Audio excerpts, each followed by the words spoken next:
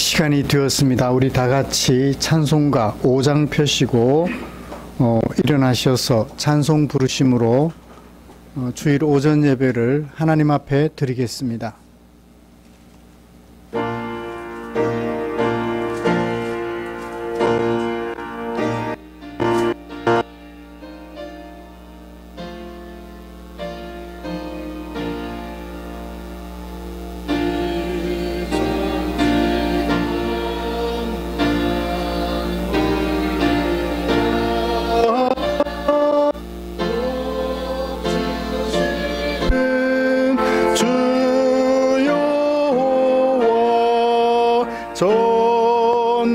전능성부 성자 성령 찬송하고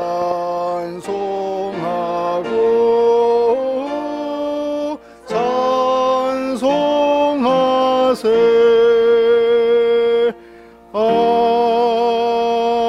아멘. 오라 우리가 여호와께 노래하며 우리의 구원의 반석을 향하여 즐거이 외치자. 아멘. 전능하사 천지를 만드신 하나님 아버지를 내가 믿사오며 그 외아들 우리 주 예수 그리스도를 믿사오니 이는 성령으로 잉태하사 동정녀 마리아에게 나시고 본디오 빌라도에게 고난을 받으사 십자가에 못 박혀 죽으시고 장사한 지 사흘 만에 죽은 자 가운데서 다시 살아나시며 하늘에 오르사 전능하신 하나님 우편에 앉아 계시다가 저리로서 산 자와 죽은 자를 심판하러 오시리라. 성령을 믿사오며 거룩한 공회와 성도가 서로 교통하는 것과 죄를 사하여 주시는 것과 몸이 다시 사는 것과 영원히 사는 것을 믿사옵나이다. 아멘.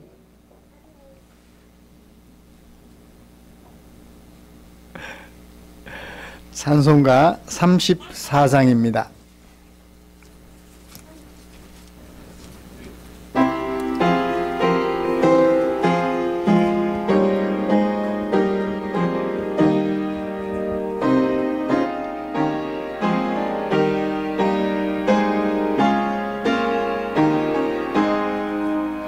참 놀랍도다 주 크신 이름 온 세상 중에 다 전파하라. 주 예수 이 세상 다스리시니 그 높으신 이름 참 영화롭다. 주 능력으로 늘 보호하고 늘 우리 곁에 함께 계시네. 그 보좌 앞에서 큰 물이 모여 구속하신 주를 찬양하리라. 저 보좌 위에 앉으신 주께 큰 소리 높여 영광 돌리세. 저 천군 천사들 그 보좌 앞에 다 머리 숙여서 경배드리네. 주 하나님께 다 찬양하라. 영광과 권능 지혜와 존귀 저 천사와 함께 주께 돌리고 그 영원한 사랑 다 감사하세.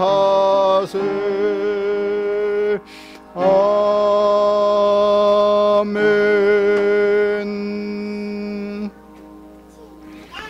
교독문 30번입니다. 시편 67편 주보에 기록된 교독문 함께 교독하겠습니다. 하나님은 우리에게 은혜를 베푸사 복을 주시고 그 얼굴빛을 우리에게 비추사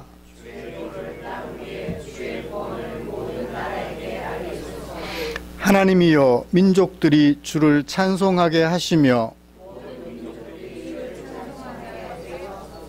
온 백성은 기쁘고 즐겁게 노래할지니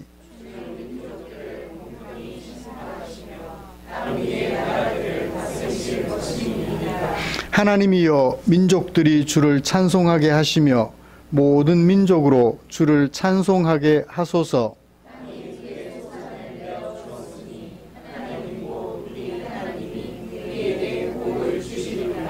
하나님이 우리에게 복을 주시리니 땅의 모든 끝이 하나님을 경외하리로다. 아멘. 자리에 앉으셔서 찬송가 429장 함께 부르시겠습니다.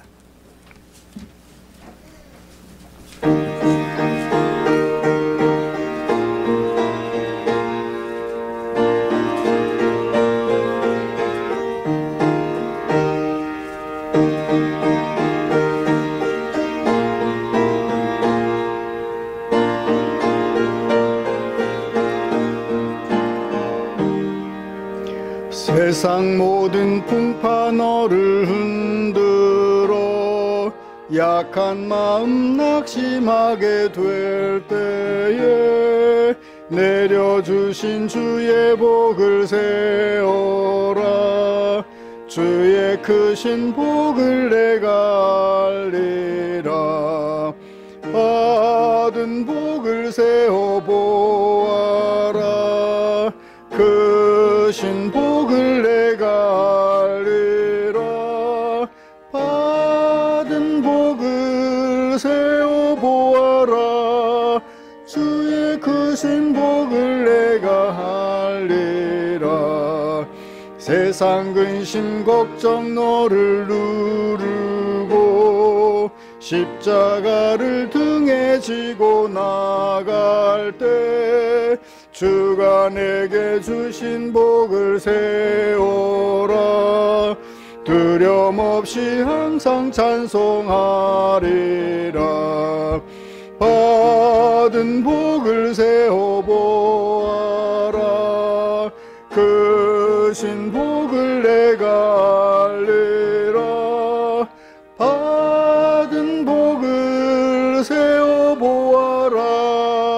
주의 크신 복을 내가 알리라. 세상 권세 너의 앞길 막을 때 주만 믿고 낙심하지 말아라. 천사들이 너를 보호하리니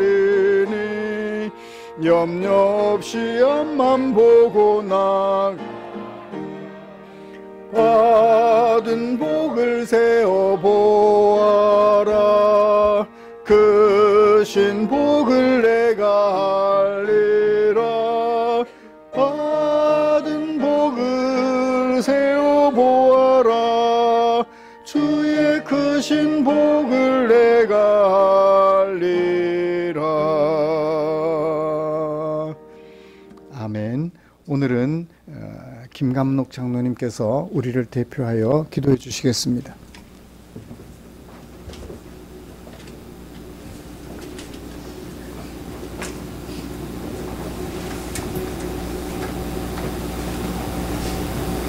여호와는 나의 산업과 나의 단의 소득이시니 나의 분깃을 지키시나이다. 아멘. 주께서 생명의 길을 내게 보이시리니 주의 앞에는 충만한 기쁨이 있고 주의 오른쪽에는 영원한 즐거움이 있나이다. 아멘. 말씀으로 천지를 창조하시고 하나님 형상대로 우리들을 만드시고 보시기에 시인이 좋아하신 아버지 하나님 은혜를 감사드립니다. 오늘 거룩하고 복된 주님의 날 사랑하는 하나님의 백성들이 하나님의 성산에 올라 예배할 수 있는 예배의 복으로 은혜 불어주심을 감사합니다. 아버지 하나님, 우리들의 한 주간도 세상 가운데서 살면서 지치고 또한 상한 심령들이 있으면 하나님 위로하여 주시고 주님 새 힘을 더하여 주시옵소서. 우리를 죄악에서 구원하시고 살리시기 위하여 말구 위에 낮은 자리에 겸손하고 가난하게 오신 주님을 닮아가며 주님 앞에 예배하는 우리들에게 주님의 마음이 더 채워지기를 원합니다. 하나님, 생명을 주시기까지 우리를 사랑하셔서 십자가의 구원의 공로로 우리를 죄악에서 하나님의 자녀로 불러주시고 하나님을 아빠 아버지라 부를 수 있는 특권을 주심도 감사합니다. 아버지 하나님, 우리들이 연약하고 때로는 나약할지라도 우리를 사랑하시되 끝까지 사랑하시고 우리를 하나님의 자녀 삼아주셔서 오늘도 하늘보다 하나님 우편에서 우리를 위하여 중보하시는 주님을 바라보며 이 시간도 믿음으로 나아갈 수 있도록 하나님 은혜를 베풀어 주시옵소서. 하나님께서 이곳에 포항 충정교회를 세워주시고 사랑하시는 목사님과 귀한 성도님들이 함께 하나님의 뜻을 이루어가며 하늘 백성으로 살아가게 하심도 감사합니다. 하나님, 성도님들을 통하여 교회가 더욱 든든히 세워져 가게 하시고 교회에 주신 복으로 가정과 기업과 자녀손들이 하나님의 아름다운 백성으로 세워져 갈 수 있도록 은혜를 더하여 주시기를 원합니다. 세워주신 담임 목사님 영육의 강건함으로 붙들어 주시고 말씀의 권세로 주님의 신과 능력으로 붙들어 주셔서 하나님 주신 목자의 사명과 목양의 사업을 넉넉히 잘 감당하실 수 있도록 하나님 함께하여 주시기를 원합니다. 아버지 하나님, 우리 모두가 믿음의 공동체 안에서 주님 안에서 주님만을 의지하며 나아갈 수 있도록 도와주시고 우리의 삶과 우리의 일상들을 통하여 하나님을 영화롭게 하고 하나님으로 즐거워하는 믿음의 사람들을 살아가도록 주님 은혜를 베풀어 주시기를 원합니다.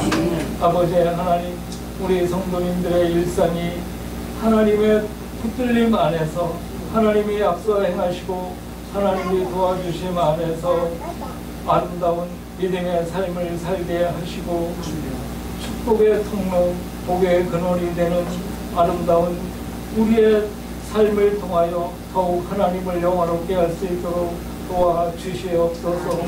오늘도 세우신 담임 목사님을 통하여 하나님의 말씀을 듣습니다. 우리들이 선포하시는 목사님의 말씀이 능력으로 주님의 권세로 함께하여 주시기를 원합니다. 말씀이 우리의 영을 새롭게 하시고 우리의 몸과 마음을 건강케 하시고 우리의 삶이 주님의 시냇가에 심겨진 인생들이 되어 가지가 담을 넘어가고 나눠주고 구워주는 복된 믿음의 삶을 살아가도록 하나님 함께하여 주시옵소서. 오늘도 예배하는 모두를 축복하여 주시고 여러 가지 사정으로 함께 예배하지 못하는 성도님들 있다면 하나님 같은 은혜와 하늘의 복으로 더하여 주시옵소서. 감사드리며 예수님의 이름으로 기도합니다. 아멘.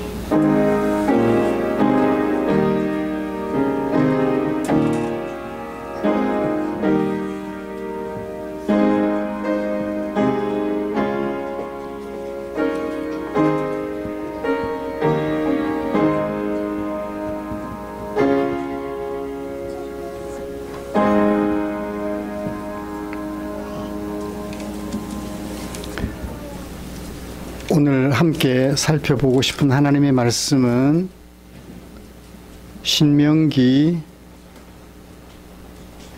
5장 21절입니다. 제가 주보에 19절로 적어 두었는데 21절입니다.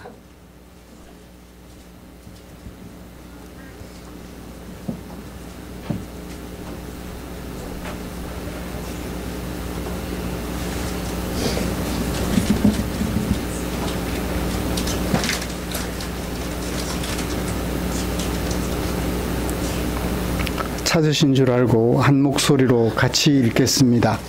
내 이웃의 아내를 탐내지 말지니라. 내 이웃의 집이나 그의 밭이나 그의 남종이나 그의 여종이나 그의 소나 그의 나귀나 내 이웃의 모든 소유를 탐내지 말지니라. 아멘. 우리 같이 찬양 하나 부르고 말씀 나누고 싶습니다. 기쁨으로 찬양 171번입니다.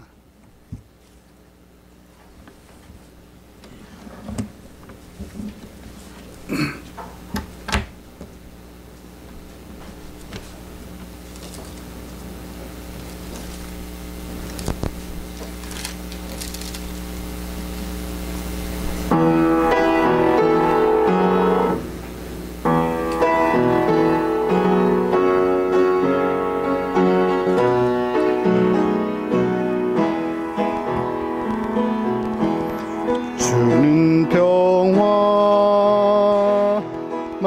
모두 하셨네. 주는 평화 우리의 평화. 주는 평화 막힌 담을 모두 하셨네. 주는 평화 우리의 평화. 염려 다 맡기라. 주가 돌보시니. 주는 평화 우리의 평화. 염려 다 맡기라. 주가 돌보시니. 주는 평화 우리의 평화. 한 번 더 하시겠습니다. 평화 막힌 담을 모두 하셨네. 주는 평화 우리의 평화. 주는 평화 막힌 담을 모두 하셨네.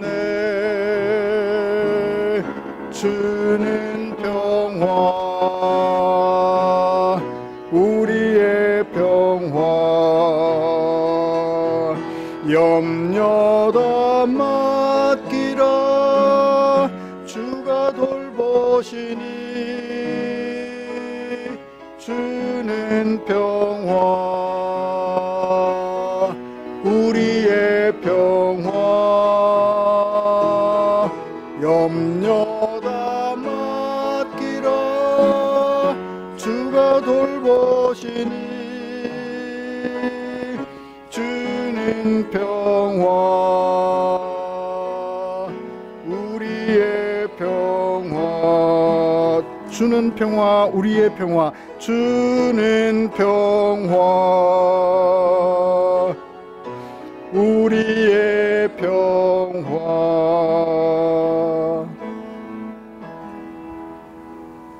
아멘.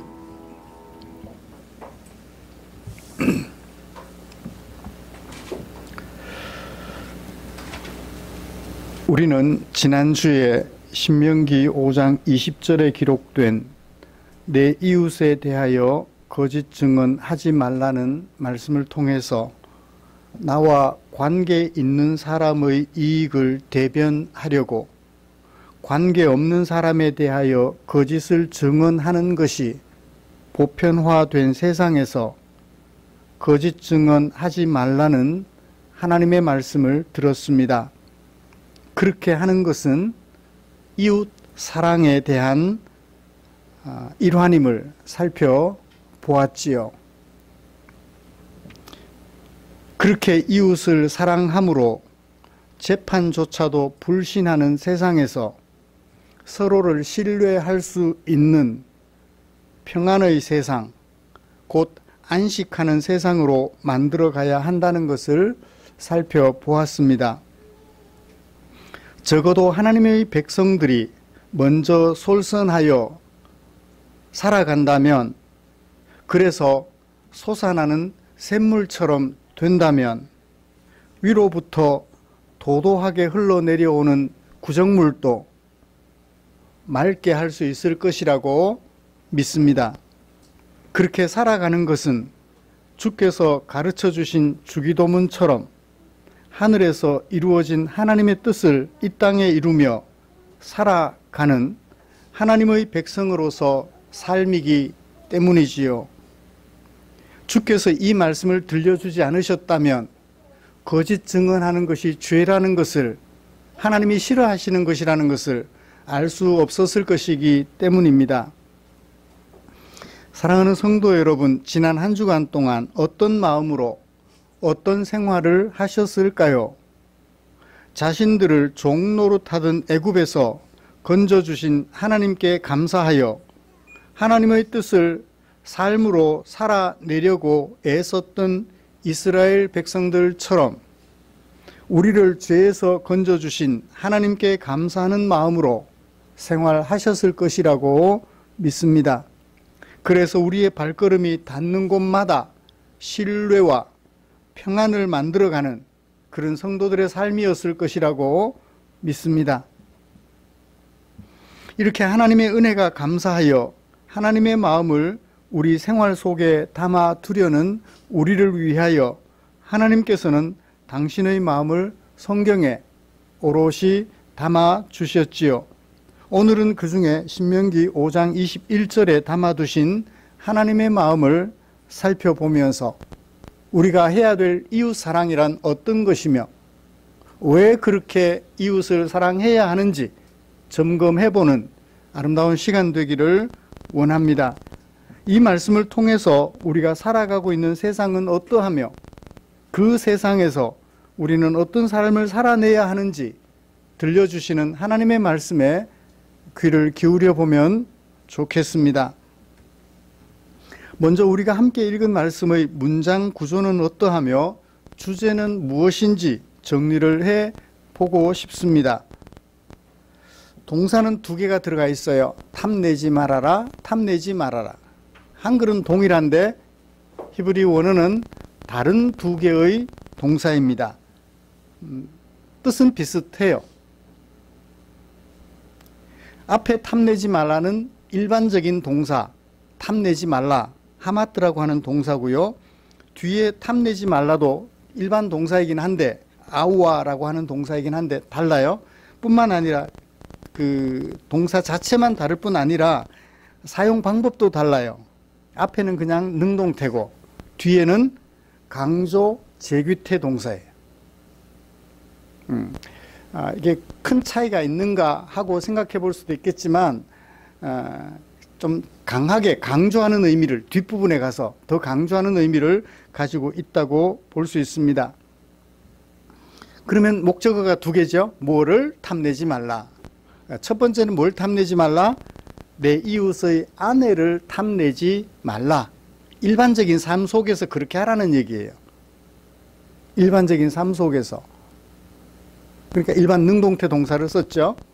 그 다음에 뒤에는 내 이웃의 모든 소유를 탐내지 말라. 그 모든 소유에 들어가는 것들이 어떤 것이 있나요?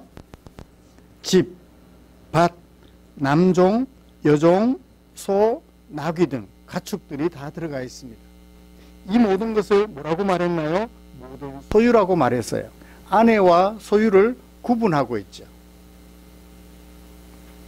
그러니까 아내가 모든 소유와 더불어서 탐내지 않아야 되는 매우 소중한 존재라는 것을 우리에게 밝혀주고 있는 것 같습니다. 그래서 각 문장이 끝날 때마다 탐내지 말라, 탐내지 말라 끝날 때마다 문단을 결정지어주는 부호가 들어가 있어요. 일반 문장 뒤에는 마침표가 없습니다. 그런데 이 두 개의 문장, 탐내지 말라라는 동사 뒤에는 문단을 구분해주는 문단 표시, 마침표가 들어가 있어요. 그래서 각 문장이 매우 중요하다는 것을 우리에게 소개해주고 있습니다. 이 말씀은 하나님께서 언약 백성들에게 제시해 주신 삶의 기준, 포괄적으로는 이웃사랑. 이웃사랑은 포괄적이잖아요. 추상적이에요. 이웃사랑 어떻게 구체적인 요소들을 끄집어내시는 거예요. 이웃의 아내와 이웃의 소유에 대하여 탐내지 말라라고 말씀해 주시는 것입니다. 그렇게 해서 뭐하라? 이웃사랑하라는 거죠. 이웃사랑은 어떻게? 잔치 벌여놓고 식사 한 끼 대접하면 이웃사랑이죠? 그 이웃사랑이 아닌 거 아니에요. 그렇게 한다면 그 행사에 참여하지 못하면 이웃사랑 안 하는 것이 되잖아요. 그러면 이웃사랑은 그런 것도 포함하지만 어떤 것도 포함돼요? 내가 살아가는 일상적인 삶도 이웃사랑이 되는 거예요. 저울눈 2개를 만들 수 있어요. 하나는 4kg 기준인데 3.5kg 측정하는 저울추, 하나는 4.5kg 측정하는 저울추. 그래가지고서는 4kg라고 써놓으면 돼요. 내가 물건 팔 때는 몇 킬로짜리 쓰고 4.5kg짜리 쓰고 4kg라고 팔고, 내가 물건을 살 때는 3.5kg짜리 저울을 쓰고 4kg라고, 그죠? 그러면 조금 더 이익을 챙길 수 있어요. 그렇게 하면 고객을 사랑하는 거예요? 사랑하지 않는 거예요?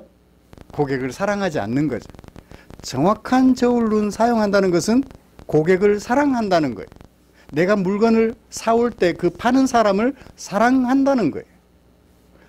사랑은 행사로 이루어지는 것이 아니라 삶으로 이루어지는 것이다. 그래요. 이 21절 2개의 문장은 이웃 사랑을 어떻게 할 것인가, 이웃의 소유와 이웃의 아내에 대하여 어떻게 사랑할 것인지를 구체적으로 보여주는 하나님의 말씀이라고 여겨집니다. 이런 말씀을 가지고 먼저 이웃의 아내나 이웃의 소유를 탐하는 세상의 현실을 살펴보려고 합니다. 이 말씀이 있고 나서야 비로소 우리는 뭘 알아요? 아, 이웃의 것을 탐내는 것은 뭐다? 하나님이 싫어하시는구나. 이 말씀이 없었다면 이웃의 것을 탐내도 괜찮구나. 법이 없으니까. 그래서 이 말씀이 있음으로 인해서 우리는 아, 이웃의 것을 탐하는 것은 하나님께서 싫어하시는 것이며 이웃 사랑이라는 하나님의 법 정신을 거역하는 것이다 라는 것을 알 수 있게 돼요. 그래서 이웃의 아내나 이웃의 소유를 탐함으로 하나님을 거역하는 죄된 세상의 모습, 현실을 좀 살펴보려고 해요. 그 다음에 이런 세상에서 우리에게 하나님께서 주신 명령은 무엇인가, 그리고 왜 그런 명령을 주셨던가 하는 것을 차례로 살펴보면서 오늘 하나님의 은혜를 나누려고 합니다.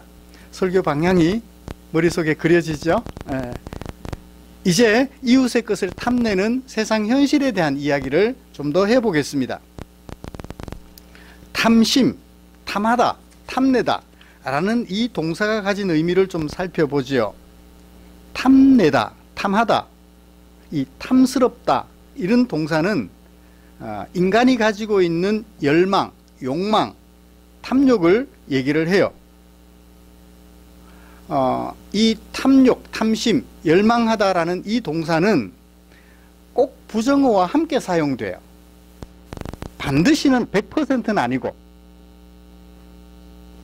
부정어와 함께 사용돼. 그렇게 하면 안 돼. 탐내지 말라. 히브리어에는 로라고 해요. 영어에는 not이죠. 네. 로라고 해요. 이웃의 집과 소유를 탐내지 말라고 오늘 읽은 말씀에서 기록하고 있고요. 그 다음에 신상의 은, 신상에게, 신상 만들 때 뭘로 만들어요 주로? 그냥 나무로 만들어 놓으면 성의가 없잖아요. 그래서 어떻게 해요? 금이나 은으로 덧입히죠. 그러면 사람들은 어떻게 해요? 살며시 들어가서 그 덧입혀 놓은 금이나 은을 긁어가잖아요. 신상이나 은상에 금 등 덧붙여 놓은 그런 것들을 긁어가지 말라. 탐내지 말라. 그 금들을 탐내지 말라고 하는 말씀에 쓰였어요. 불이한 이익을 탐내지 말라 그래요. 불이한 이익.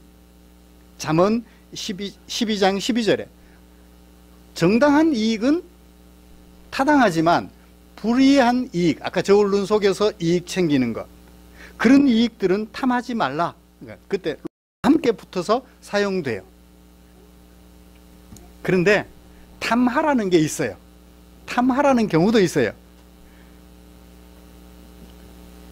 어떤 경우일까요? 그때는 탐하다라고 말하지 않고 사모하다라고 번역해요. 사모하다. 시편 19편인데요. 여호와를 경외하는 도는 정결하여 영원까지 이루고 여호와의 법도 진실하여 다 의로우니 금 곧 순금보다 더 뭐 할 것이며 사모할 것이며. 그러니까 좋은 뜻으로 쓰일 때는 부정어 로가 없어요. 그때는 탐하라, 성경 하나님의 말씀을 탐욕하라 그렇게 말하지 않고 사모하라고 번역해요. 같은 단어가 부정적으로 쓰일 때는 탐욕이라는, 우리 한글로 번역하면 탐욕이라는 말로 쓰여지고 긍정적으로 쓰일 때는 사모하다라고 바꿔서 번역해요. 근데 히브리어는 어때요? 같아요. 같은 동사를 로가 들어가면, 부정어 로가 들어가면 탐욕이라는 의미로 이해되고 부정어 로가 빠지면 사모하는 것으로, 좋은 것으로 바뀌게 돼요. 부정어가 들어가느냐 안 들어가느냐에 따라서 그 개념이 조금씩 달라지는 것을 볼 수 있습니다. 뒤에 소유를 탐하다는 것도 같은 뜻이에요. 음식이나 성적인 욕구와 관련하여서 탐욕을 가지지 마라. 탐심을 내지 마라. 뭐 그렇게 얘기를 해요. 그러나 하나님께서 주신 복을 말할 때는 좋은 뜻으로 원한다 라고 번역해요. 그런 뜻을 가지고 있습니다. 결국 이 탐내지 말라는 얘기는 거꾸로 사모하라는 얘기는 어떤 의미죠? 부정어와 함께 쓰여질 때 이웃 사랑의 방안이에요.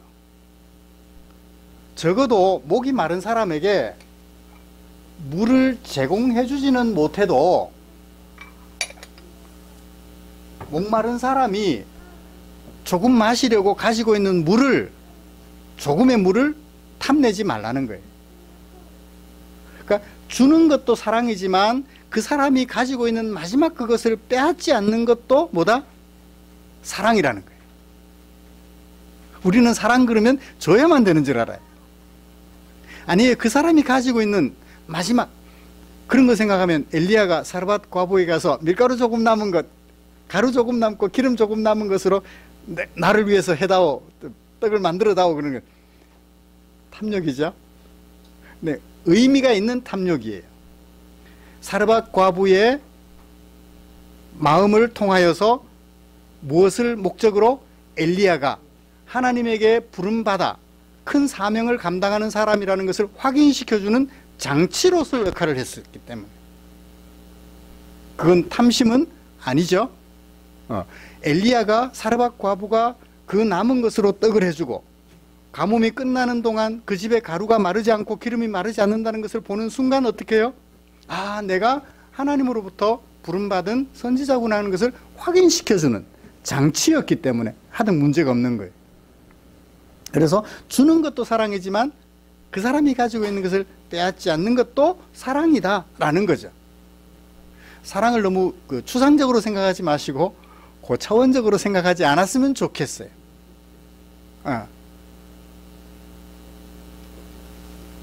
결국 탐내지 말라는 얘기는 사랑하라는 얘기예요. 그렇게 결론 내릴 수 있겠습니다. 그러면 하나님을 대적하는 애굽 제국의 현실, 과거의 현실, 그 다음에 하나님의 언약 백성이 된 그 후에 이스라엘 백성들의 현실은 어땠을까요? 좀 살펴보죠.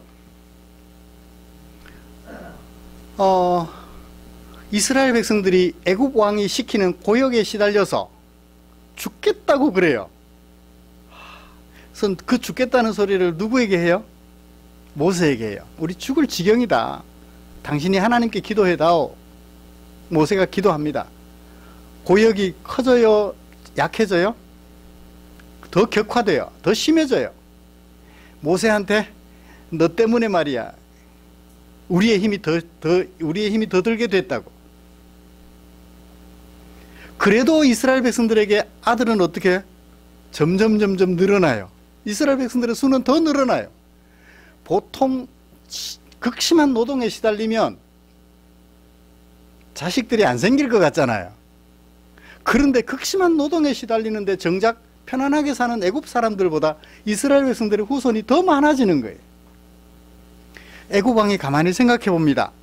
이거 가만뒀다가는 이스라엘 남자들의 숫자가 애굽 남자들의 숫자보다 많겠다. 그러면 편싸움하면 누가 이겨요? 이스라엘이 이길 것 같은 거예요. 불안하잖아요. 이 이스라엘 백성들을 끝까지 붙잡고 노예로 부렸으면 좋겠는데 너무 커지면 정작 주인인 우리가 질 것 같은 거예요. 그래서 어떤 명령 내려요? 아들이 태어나면 다 죽이라 그러는 거예요. 여자는 부리기 쉬우니까 여자는 살려두고 남자아이들은 다 죽이라는 거예요. 이것도 뭐죠? 계속해서 이스라엘 백성들을 노예로 붙잡고 있고 싶은 탐심의 일환이죠. 자신들이 할 수 있는 권한을 과도하게 활용하여 너의 생명을 빼앗으면서까지 내 탐심을 가지는 거예요. 이게 애굽 제국, 바로가 왕인 세상의 현실이에요.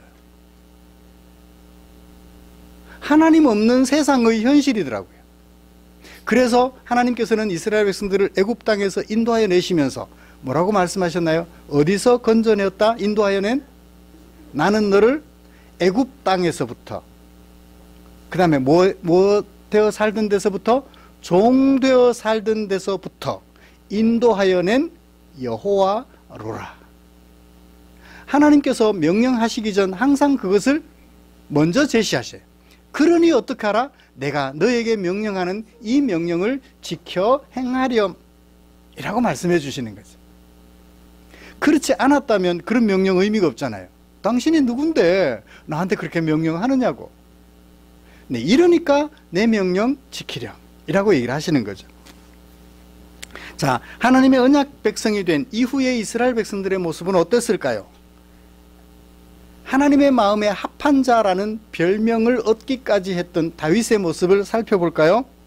어느 날 다윗이 전쟁 시즌에 신하들은 전쟁터에 보내놓고 자기는 왕궁 옥상에 가서 뒷짐지고 하다가 갑자기 시선이 한 곳으로 집중됐어요.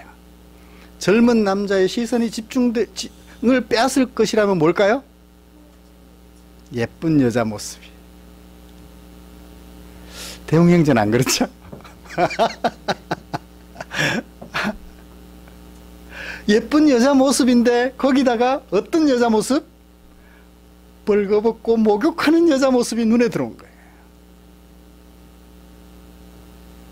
그 머릿속에 하나님이 있을까요? 하나님께서 자리 잡고 있을 공간이 있을까요? 없을까요? 사라져버렸어요. 그전까지는 하나님 마음에 합한 자라는 별명을 들을 정도로 머릿속에 하나님이 꽉 찼는데 벌거벗은 예쁜 여자의 모습, 목욕하는 모습이 눈에 들어오는 순간 하나님의 자리는 다 사라져버리고 자신의 성적 욕망만 머릿속에 가득하게 됐던 거예요. 사람을 보냈어요. 왕이니까. 그 여자가 도대체 누구냐? 알아보게 했더니 보냄받은 사람이 돌아와서 말합니다. 그녀는 엘리압이라는 사람의 딸입니다. 그때까지만 해도 괜찮았어요. 헷 사람 우리야, 당신이 전쟁터에 보낸 당신의 장군의 아내 바세바가 아닙니까? 의문형으로 얘기를 했어요. 그러니까 눈독 들이면 된다 안 된다? 안 되는 사람이다라고 얘기를 해준 거죠. 그런데 어떻게 하나요? 하여튼 그랬어요. 탐심에 눈이 멀어버렸어요. 다윗이 그러하다면 하나님을 알지 못하는 다른 왕은 어떨까요? 북이스라엘 나라에 아합이라는 왕이 있습니다. 이 아합이 왕궁 앞에 자주 다니면서 보니까 왕궁 앞에 포도원이, 너무 멋있는 포도원이 있어요. 밭도 잘 가꾸어져 있고 포도 농사도 잘 되는 멋있는 포도원이 있었어요. 그 포도원 주인의 이름이 나봇이에요. 로봇이 아니고 나봇이에요. 나봇에게 왕이 찾아가서 말합니다. 너의 포도원이 내 왕궁 곁에 가까이 있으니 내게 다오. 내가 채소밭을 만들려고 해. 내가 그 대신에, 그 포도원 대신에 그보다 더 아름다운 포도원, 더 감나는 포도원을 너에게 줄게. 만일 네가 좋게 여기면 다른 대토 대신 돈을 줄게 라고 얘기를 했어요. 아합 왕은 좋은 땅이 눈에 보이는 순간 그것을 쟁취하기 위해서 그 속에 뭐 만들어요? 꿈만 꾸면 나봇의 포도원 꿈을 꾸는 거예요. 저거를 내가 차지해야 될 텐데 어떻게 하면 차지할 수 있을까? 그래요. 이처럼 탐심에 젖어 살아가요. 그러나 그 포도원의 주인 나봇은 돈을 몇 배나 주겠다는데, 그죠? 돈을 벌 기회잖아요. 그런데 나봇은 말합니다. 내 조상의 유산을 왕에게 주는 것 여호와께서 금하셨습니다. 돈 받고 파는 것은 금하셨습니다. 당신이 100배의 돈을 준다고 해도 하나님이 그것을 파는 것을 금하셨습니다 라고 나봇의 머릿속에는 뭐만 들어있어요? 100배의 돈이 들어오지 않고 하나님이 그 머릿속에 가득했던 거죠. 사람마다 다르게 이런 경우가 있었습니다. 이것이 언약 백성들의 모습이에요. 이 계명을 받고 살아가는 언약 백성들의 모습이었어요.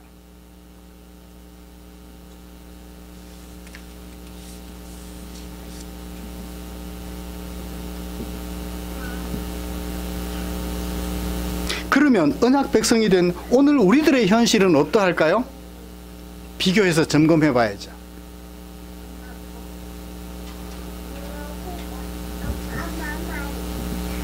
제가 두고두고 마음속에 뼈저리게 후회하는 게 있어요. 결혼하고 신학대학원 다닐 때 제 아는 분이 저의 명의를 좀 빌려달래요. 그 명의를 빌려주면 500만 원을 주겠대요. 아내는 문방구를 하고 있고 저는 학교를 다니고 있고. 명의를 빌려주면 500만 원을 주겠대요. 욕심이 생겨요, 안 생겨요? 뭔지는 모르겠지만 명의만 빌려주면 500만 원을 주겠대요. 그래서 무슨 명의냐고 물어봤더니 아파트 이렇게 뭐 추첨하는 게 있나요? 청약, 권리를 행사할 수 있는, 제가 집이 없었으니까 그 권리를 빌려주면 500만 원을 주겠다는 거예요. 빌려줬죠. 500만 원을 받았는지는 모르겠어요. 거래는 제가 안 하고 이제 아내가 했으니까. 두고 후회가 돼요. 그 사람은 그걸 가지고 500만 원을 즐겨주고 더 많은 돈을 받았겠죠? 그러니까 그 일을 했겠죠. 왜 그랬을까? 제가 그렇게 하여 청약 수요를 늘리지 않았더라면, 청약의 수요를 늘리지 않았더라면 아파트 가격이 그렇게 비싸지진 않았을 텐데 제가 죄인이 되는 거예요. 그 500만 원을 내가 받겠다고.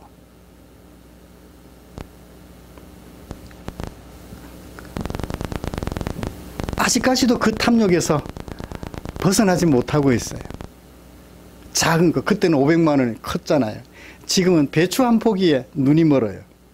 지나가다가 길가에 살구가 예쁘게 달려있으면 그거 하나 따먹고 싶어서 갈등 오만 갈등 다 하는 거예요. 별거 아니잖아요. 거기에 탐심이 빼앗겨서 하나님이 그만 머릿속에서 사라져버리는.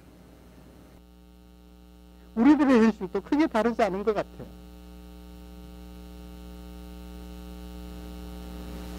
이런 세상을 살아가면서 상처받고 있는 사람들을 위하여 하나님께서는 뭐라고 말씀하셨나요? 대책을 말씀해 주시는 거예요. 하나님께서 당신에게 백성들에게 들려주신 계명을 통해서 그 대안을 찾아보도록 하죠. 이런 세상 속에서 우리가 어떻게 살아야 될까? 이웃의 아내를 탐하지 말라, 이웃의 모든 소유를 탐하지 말라라고 말씀해 주시며 탐하지 않음으로써 이웃을 사랑하라고 말씀해 주셨습니다. 자, 어떻게 하는 것이 이웃 사랑하는 것일까요? 문장 속에 답이 있습니다. 아내는 아내인데 누구의 아내예요? 이웃의 아내예요. 연이어서 읽다가 보니까 서이라고 읽을 수밖에 없잖아요. 이웃의 아내라고 할까요? 이 가까우니까 대화가 설교 시간에 대화가 돼요. 이웃의 아내라고 읽을게요. 그러면 의라는 이걸 조사라 그러죠. 영어에는 오브인가요? 예, 이웃의 조사예요. 격조사라 그러죠. 앞에 명사와 뒤에 명사를 관계를 연결 지어줘요. 소유격이라 그래요. 이 소유격 조사는 앞에 있는 명사 이웃과 뒤에 오는 명사 아내를 관계를 결정 지어주는 역할을 해요. 그 사람의 것이라는 거예요. 그래서 소유격이라 그러죠. 소유격 조사의, 영어에는 of. 이웃집 여성, 이웃 남자의 아내나 이웃 사람의 재산들은 누구 것이다? 이웃의 것이라는 거예요. 내 게 아니라는 거예요. 그 사람의 것이라는 것입니다. 하나님께서는 이런 소유격 조사를 사용해 주심으로 이웃의 아내와 이웃의 소유가 누구 건지 소유권을 분명하게 밝혀줍니다. 개인의 소유권이라는 거예요. 개인의 소유권이 과다하게 잘못된 쪽으로 나가니까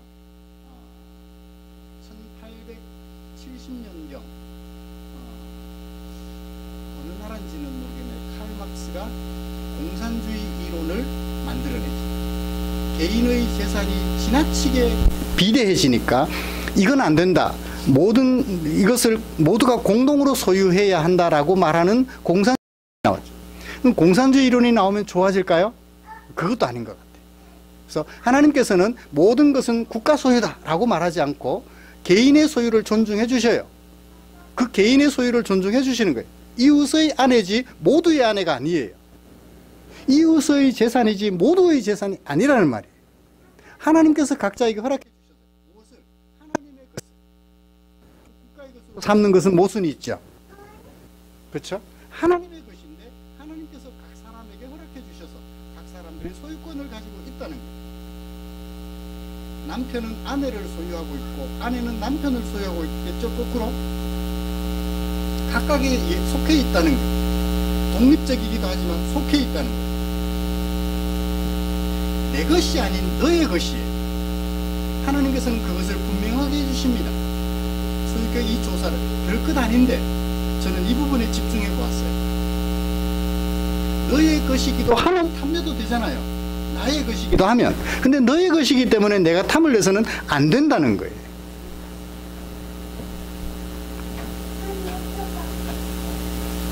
너의 것을 내 것으로 삼으면 그건 뭐다? 도둑질이라는 거예요. 탐내는 정도를 넘어서 실제로 행위를 행사하면 도둑질이 되는 거예요. 그것은 우리를 죄에서 건져주신 하나님을 무시하는 거예요. 이웃의 것을 허락 없이 내 것으로 라고 말하고 그것을 내 것으로 취하는 것은 횡포이며 도둑질이에요. 루터는 그랬습니다. 종교개혁자 루터는 새가 머리 위로 지나가는 건 막을 수 있어요, 없어요? 이웃의 것이 탐이 나는 생각이 스쳐 지나가는 것은 어떻게 하느냐는 거예요. 맞죠? 예쁜 거 보고 예쁘다, 아 참 많다, 아름답다 라고 말하는 것은 뭐 어떻게 해요? 근데 실제로 취하는 행위는 무엇에서부터 비롯된다? 생각에서부터 비롯된다. 그래서 뭐 하지 마라? 탐내지 말라고 얘기를 한 거예요. 도둑질하지 말라는 계명은 실행하지 말라는 얘기고, 탐내지 말라는 얘기는 생각조차도 하지 말라는 얘기예요. 그건 너의 것이니까. 그 다음에 이 너의 것을 탐내지 말라는 말 속에는 어떤 의미가 담겨 있을까요? 내 것으로 만족하라는 얘기예요. 그건 너의 것이고 네 건 따로 있으니까 네 것으로 만족하라는 거예요. 비교를 해서 그 사람이 가진 게 좋아 보이고 많아 보여요. 그래서 뭘 해요? 탐심을 가지는 거예요. 뭐 하기 때문에? 내 것으로 만족 못하니까. 누가 그런 얘기를 했대요. 아내가 세상을 떠난 후에야 그 아내가 뭔 줄 알았다? 천사인 줄 알았다. 그래서 어떻게? 있을 때 잘해. 뭐지 노래가? 어? 있을 때 잘해. 후회하지 말고. 있을 때 잘해. 그렇게 얘기를 하는 거죠. 그 다음에 세 번째는 사람들이 나의 것을 임의로 자신의 것으로 삼아 내 것을 빼앗아가든 과거를 기억하지 못하기 때문에 탐을 내는 거예요. 힘 있는 태권도 4단인 옆에 집이 무술이라고 모르고 주먹질이라고 못하며 몸에 뼈밖에 없는 나의 것을 빼앗아가서 내가 고통당했던 과거를 기억하면 내가 나중에 힘을 키워서 태권도 4단이 아니라 태권도 5단 되고 그랬을 때 남의 것을 빼앗는다면, 탐심을 가지고 빼앗는다면 그 사람의 고통이 얼마나 클까? 과거를 기억 못하기 때문에. 과거를 기억하면 어떻게 해요? 탐내지 않을 수 있을 겁니다. 내가 하는 이 행위는 내가 지난번에 당했던 것과 같은 것이라서 너무너무 마음 아프게 하는 거야. 그러면 안 되지 라고 생각하게 됩니다. 그 다음에 하나님께서 왜 이런 명령을 주셨을까 하는 것을 생각해 보는 거예요. 누구 생각? 조금 전까지는 보편적 생각이라면 이제 우리는 하나님의 백성이니까 하나님께서 이 명령 주셨잖아 하는 것을 생각하는 거예요. 하나님께서 이 명령을 주셨잖아. 왜 이 명령을 주셨어요? 우리로 하여금 안식하는 공동체 만들어가게 하시려고. 히브리서 4장에서 히브리서 기자가 이렇게 얘기를 합니다. 오랜 후에 다윗의 글에 다시 어느 날을 정하여 오늘이라고 미리 이같이 일렀다. 뭐라고요? 오늘 너희가 그의 음성을 들으면 너희 마음을 완고하게 하지 마라. 만약 추가해서 설명하기를 완고하게 하지 마라가 명령이에요. 마음을 완고하게 하지 마라. 만약 여호수아가 이스라엘 백성들에게 안식을 주었더라면 그 후에 완고하게 하지 말라는 말을 안 했을 것이다. 근데 여호수아가 안식을 못 줬으니까 여전히 마음을 완고하게 하지 말라고 말씀해 주셨다라고 히브리서 기자가 설교해요. 그런즉 그 설교의 결론, 그런즉 안식할 때가 하나님의 백성들에게 남아있다. 언제까지? 내가 살아있을 동안. 안식하려면 그 기간이 남아있다는 거예요. 주일 점수 잘하면 안식할 수 있을까요? 아니에요. 이미 그 안식에 들어간 사람, 순종해서 하나님의 말씀에 순종해서 마음을 완고하게 하지 않으므로 이미 안식에 들어간 사람은 날마다 평안해요. 탐심을 안 가지고 살아가니까. 그러므로 우리가 저 안식에 들어가기를 힘쓸지니, 앞에 명령이 뭐였나요? 마음 완고하게 하지 말라는 거예요. 안식에 들어가기를 힘쓰는 것은 마음을 완고하게 하지 않는 거예요. 탐심을 가지지 않는 거예요. 탐심을 가지지 않는 목적은 뭐죠? 안식에 들어가기 위하여. 안식은 샬롬의 다른 말이에요. 하늘에서 이루어진 하나님의 뜻이 땅에서도 이루어지게 하라고 기도해 주셨잖아요. 기도하라고 가르쳐 주셨잖아요. 근데 기도는 그렇게 해요. 하늘에서 이루어진 뜻, 하나님 땅에서도 이루어지게 해 주십시오. 하나님한테 책임을 떠넘겨요. 하늘에서 이루어진 뜻, 땅에서 누가 이루어요? 내가 이루어야 돼. 이게 하나님의 명령이에요. 내가 이루지 않으면 하나님께서는 이 땅에 하나님의 나라를 이루실 수가 없다고요. 그래서 평안의 하나님 나라를 세워가도록 하라고 하시는 하나님의 말씀을 머릿속에 기억하는 것입니다. 너의 것 존중해주고 내 것으로 만족하고 하면 좋겠지만 우리는 하나님의 백성들이잖아요. 그건 다른 종교에서도 얘기를 해요. 탐내지 말고 내 것으로 만족하자. 다른 종교에서도 얘기를 해요. 우리는 그것이 누구의 명령이기 때문에? 하나님의 명령이기 때문에 마음속에 기억하는 거예요. 말씀을 마치겠습니다. 사랑하는 성도 여러분, 애굽에서 세상의 법에 따라 당했던 이스라엘 백성들의 삶을 깊이 기억합시다. 너무 고통스러워서 하나님 살려주세요 했던 이스라엘 백성들의 모습을 생각하자고요. 예수 믿기 전 죄의 지배를 받는 세상에서 하나님과 무관하게 살아가며 할 수 있으면 내 것을 빼앗아 가려는 사람들 속에서 내 것 지키려고 몸부림쳤던 과거를 생각하자고요. 이제 우리를 죄에서 건져주신 하나님께서 주신 이웃사랑이라는 하나님의 법을 우리 머릿속에 기억합시다. 그래서 이웃의 권리를 존중하고 이웃의 소유를 탐내지 아니하며 이웃사랑을 실천해 가십시다. 그래서 우리가 살아가는 세상, 서로 신뢰함으로 안식하는 세상, 평안이 깃든 세상으로 만들어가는 주역이 되시기를 주님의 이름으로 축복합니다. 기도하겠습니다. 하나님 아버지, 우리를 죄에서 건져주신 분이 하나님이시요, 그 하나님께서 들려주신 말씀이 이웃의 것을 탐내지 말라 하는 것이었기 때문에 탐내지 않음으로 사랑을 실천하려고 다짐해 봅니다. 이런 다짐이 혹시 예배당 나가면서 잊어버리지 않도록 우리의 머리에 깊이 박힌 못이 되게 하여 주시옵소서. 오래도록 기억하는 당신의 말씀이 되도록 은혜 베풀어 주시옵소서. 예수님의 이름으로 기도드리옵나이다. 아멘. 찬송가 634장 부르시면서 준비한 헌금 드리겠습니다.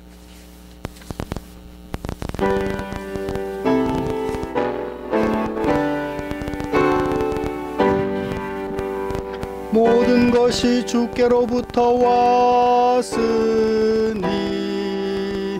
이 예물을 주께 드리나이다.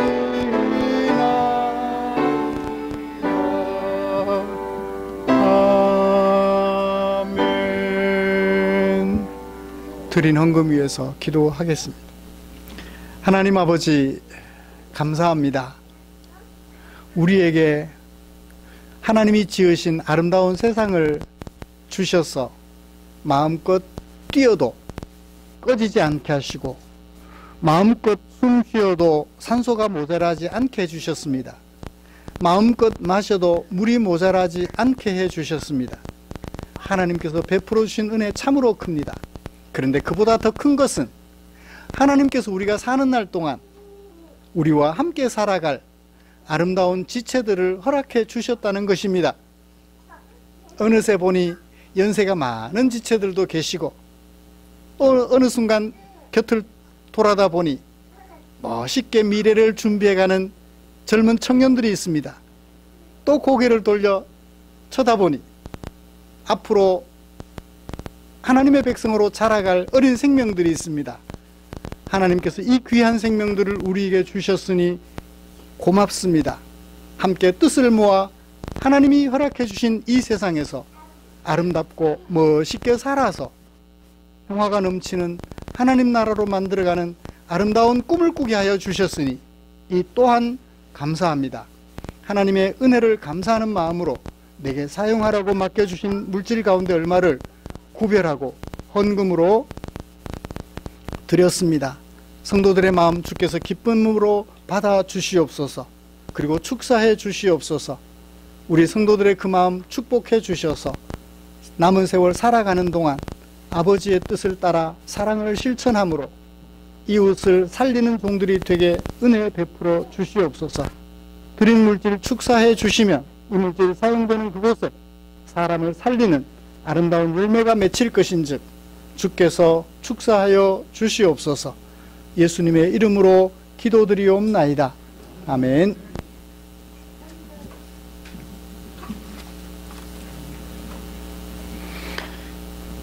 교회 소식 알려드리겠습니다. 다음 주 기도는 박태윤 집사님, 그 다음 이우식 집사님 그렇게 준비해 주시면 고맙겠습니다.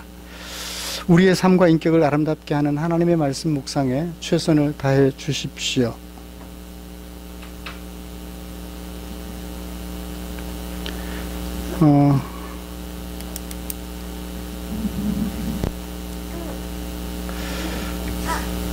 대웅 형제 이사 잘 하셨습니다. 이사하시는 날 구름이 껴서 뜨거운 날씨 계속되는데 마침 그날 구름이 껴서 어렵지 않게 이사 잘 하셨다고 소식 들었고, 어제 이사 신방 예배도 드렸습니다. 아버지 어머니 가끔씩 오실 때마다 편히 쉬실 수 있도록 조금 넓은 집으로 이사를 한 것 같아요. 멋있는 형제로 자라갈 수 있도록, 성장해 갈 수 있도록 위해서 기도해 주시면 고맙겠습니다. 멀리 이사 간 건 아니고 그 옆에 조금 더 넓은 집으로 이사를 한 것 같습니다. 곁에 계신 분들과 인사 나누시죠.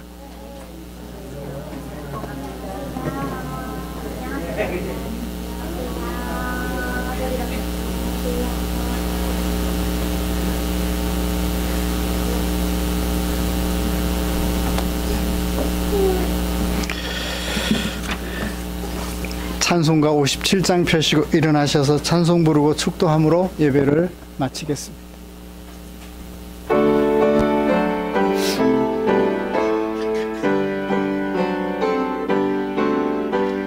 오늘 주신 말씀에 새 힘 얻어서 세상으로 나가서 살아갈 때에 나 혼자 힘으로 늘 부족하오니 주여 나를 도우사 승리하게 하소서.